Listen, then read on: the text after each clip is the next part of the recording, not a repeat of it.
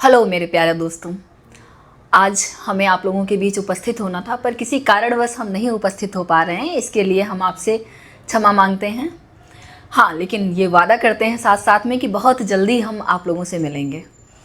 हाँ, अब बात ये आती है कि जैसे आप लोग अभी 12वीं पास हुए हो, 12वीं के बाद ग्रेजुएशन कर रहे हो, कोई फर्स्ट ईयर में होगा, कोई ग्रेजुएशन सेकेंड ईयर में होगा, बीटेक चल रहा है सबका।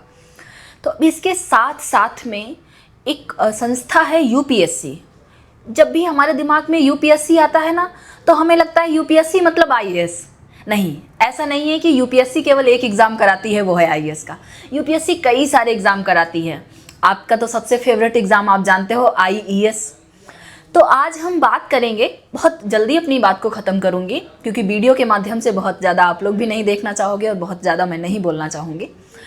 तो यूपीएससी जो एग्ज़ाम कंडक्ट कराती है, आपके फील्ड के 3 से 4 एग्ज़ाम होते हैं जो मैकेनिकल इलेक्ट्रिकल वाले, जिसमें तैयारी जिसकी कर सकते हैं। तो यूपीएससी के माध्यम से जो लोग तैयारी करना चाहते हैं यूपीएससी की, वो कैसे तैयारी करें अपनी इसी जर्नी के साथ, जो बीटेक की आपकी जर्नी चल रही, इसी जर्नी के साथ में वो कैसे अपनी तैयारी को कंसीडर कर सकते हैं, कैसे कंटिन्यू कर सकते हैं, ताकि जब ग्रेजुएशन कंप्लीट हो, क्योंकि आप बीटेक कर रहे हो 17 साल, 12th का एक मानक होता है, 17 से 18 साल का व्यक्ति 12th क्वालिफाई करता है और 21-22 साल का होते होते उसका बीटेक हो जाता है। बीटेक चूँकि 4 साल का होता है तो थोड़ा समय ज़्यादा ले लेता है। तो बीटेक के बाद में जैसे ही आप 21-22 साल के हुए, तुरंत ही आप यूपीएससी देने के लिए एलिजिबल हो जाते हो, क्योंकि यूपीएससी का जो मानक है वो जनरल के लिए 21 से 40 के बीच है। बाकी 21 से शुरुआत हर कैटेगरी के लिए है, ठीक है। वो 40 वाला मानक है, कैटेगरी वाइज बढ़ता घटता रहता है, लेकिन शुरुआत जो है वो 21 साल से है। तो कुछ ऐसे अपने करियर को ढाला जाए कि बीटेक के बाद ये ना हो कि अब क्या करें। बीटेक के बाद हमारा कंसेप्ट क्लियर हो कि भाई हमें एग्ज़ाम देना है। दौरान बीटेक के हमने एग्ज़ाम की भी प्रिपरेशन की है, कंपटीशन एग्ज़ाम की प्रिपरेशन की है, सरकारी नौकरी की तैयारी करी है, सरकारी अधिकारी बनने की तैयारी की है। तो इसके लिए यूपीएससी एक अच्छा मानक होता है। यूपीएससी का सिलेबस आप उठाएंगे, आईईएस की जो लोग तैयारी करना चाहते हैं वो लोग आईईएस का, और जो लोग यूपीएससी के थ्रू आईएएस की तैयारी करना चाहते हैं वो लोग आईएएस का। आप देखते होंगे कि आईएएस बनने वाले काफ़ी बच्चे, अब इवन एक आंकड़ा देखा गया था कि 92% बच्चा जो होता है वो बीटेक बैकग्राउंड से होता है, ठीक है। तो आप लोगों के लिए दोनों ही रास्ते खुलते हैं, आईईएस और आईएएस।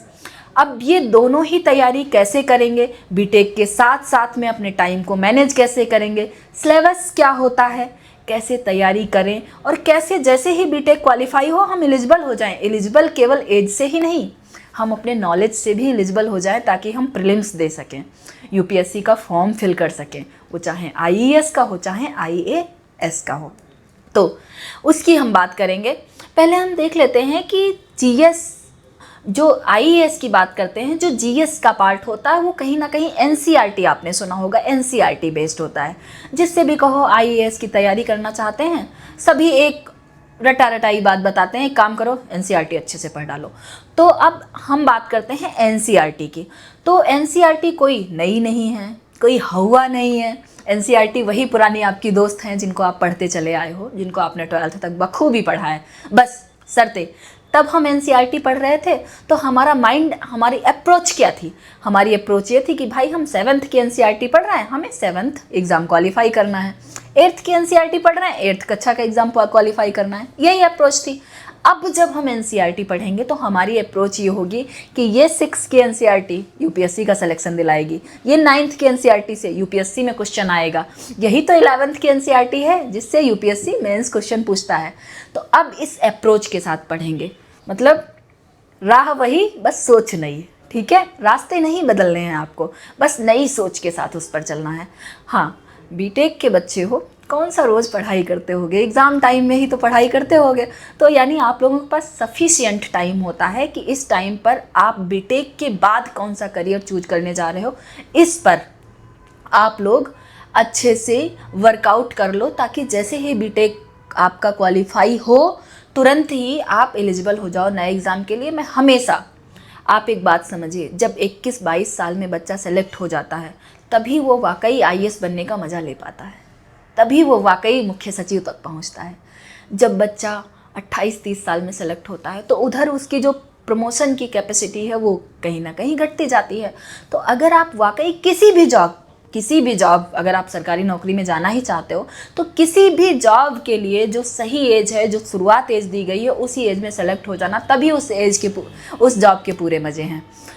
द मिंटा के माध्यम से आप पूरी टीम द मिंटा की आपके पास है। द मिंटा के माध्यम से आप बहुत सारे करियर एस्पेक्ट जानेंगे कि कौन कौन से करियर है हमारे लिए, कौन कौन सी ऐसी स्कॉलरशिप है हमारे लिए, कहाँ कहाँ गवर्नमेंट हमें सपोर्ट करती है, कहाँ कहाँ कौन कौन सी स्कीम्स हैं, यूपीएससी की तैयारी करने के लिए कौन कौन सी स्कॉलरशिप हैं। हम चूँकि आकार आईएएस चलाते हैं, आईएएस पीसीएस की तैयारी कराते हैं, जिसमें आईएएस पीसीएस आईईएस आईएसएस और इंडियन स्टैटिक सर्विस, तो इन सब चीज़ों की तैयारी हम कराते हैं। इससे रिलेटेड कुछ भी हो, द मिंटा की टीम से आप कांटेक्ट कर सकते हैं, हम उस पर पूरी डिटेल देंगे।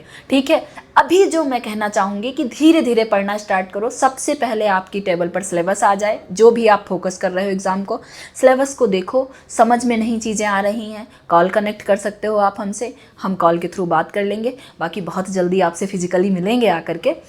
तो आप सभी बच्चों को हमारा बहुत सारा प्यार, हमारा बहुत सारा आशीर्वाद। बीटेक को ख़राब नहीं करना है कि केवल बीटेक में बीटेक ही किया, उसके बाद सोच रहे हो अब क्या करना है, चलो कहीं नौकरी ढूंढ लेते ना।